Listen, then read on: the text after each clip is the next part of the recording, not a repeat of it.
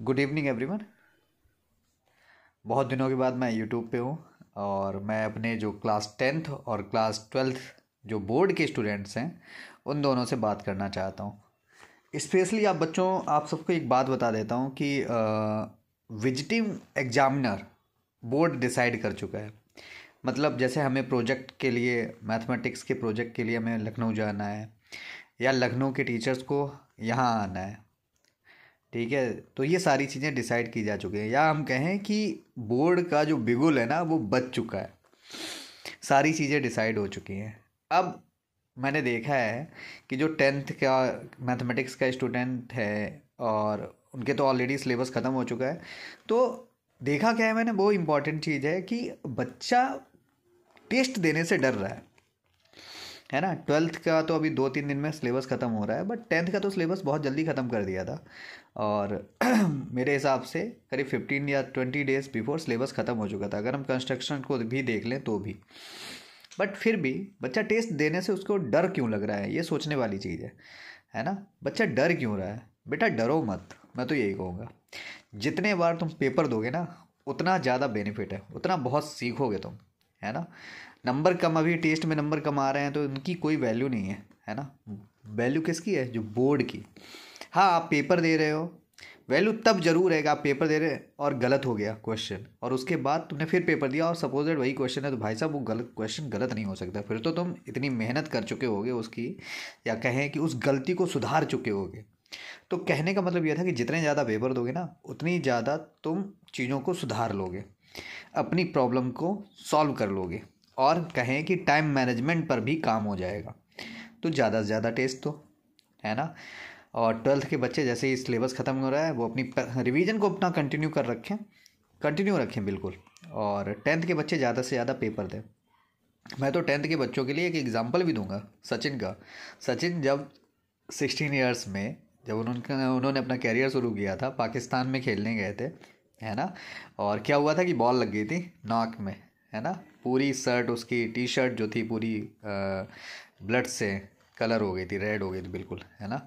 और तब जाके वहाँ पे दूसरी क्रीज पर जो नवजोत सिंह सिद्धू थे और वो खड़े हुए थे, उन्होंने कहा कि बेटा रहने दो, तुमसे नहीं हो पाया। नहीं, तो वो बोला, सचिन उस समय बोला था, क्या बोला था पता है? वो बोला था नहीं मैं तो खेलेगा, है ना।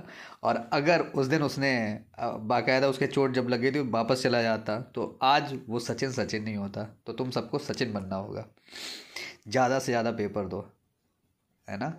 उस दिन उसने मैं तो खेलेगा कह के आज जो है भारत रत्न है, कहते हैं ना भारत रत्न सचिन रमेश तेंदुलकर, वैसे ही आपको बनना होगा।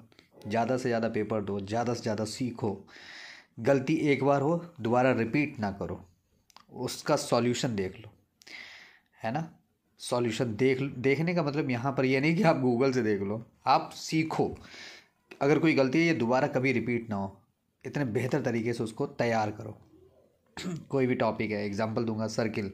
सर्किल में ये चीज़ थ्योरम कैसे लिखनी चाहिए, तो टीचर पेपर देने से बेनिफिट क्या है? पेपर देने का सबसे बड़ा बेनिफिट ये है, एक तो टाइम मैनेजमेंट। मैं तो सबसे ज़्यादा टाइम मैनेजमेंट को इम्पोर्टेंस देता हूँ कि आप सीख जाओगे कि आपके सेक्शन भी आप 1 आवर 15 मिनट में कंप्लीट कर रहे हो, है ना। 1 आवर 10 मिनट में कंप्लीट हो रहा है, धीरे धीरे रिड्यूस हो रहा है। तो टाइम मैनेजमेंट सबसे बड़ा इम्पॉर्टेंट पार्ट है।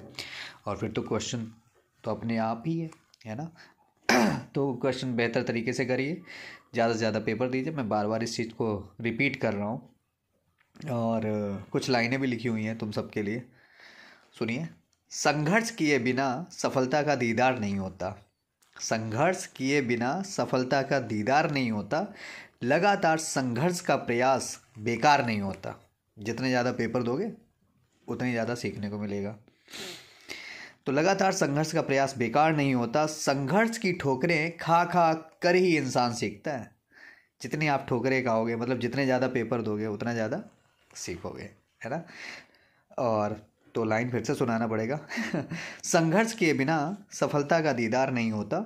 लगातार संघर्ष का प्रयास बेकार नहीं होता। संघर्ष की ठोकरें खा खा कर ही इंसान सीखता है, क्योंकि हर कोई इंसान जन्मजात होनहार नहीं होता।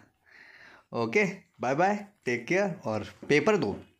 मेहनत करो। और 12th के बच्चे, जैसे तुम्हारा सिलेबस ख़त्म हो रहा है, तुम भी ज़्यादा से ज़्यादा पेपर दो। सैम्पल पेपर को बिल्कुल भी मिस ना करें। सैम्पल पेपर, ज़्यादा से ज़्यादा सैम्पल पेपर सॉल्व करिए। अलार्म लगाइए कि इतने, देख रहे हो आपके आज 2 आवर में कंप्लीट कर रहे हैं, है ना।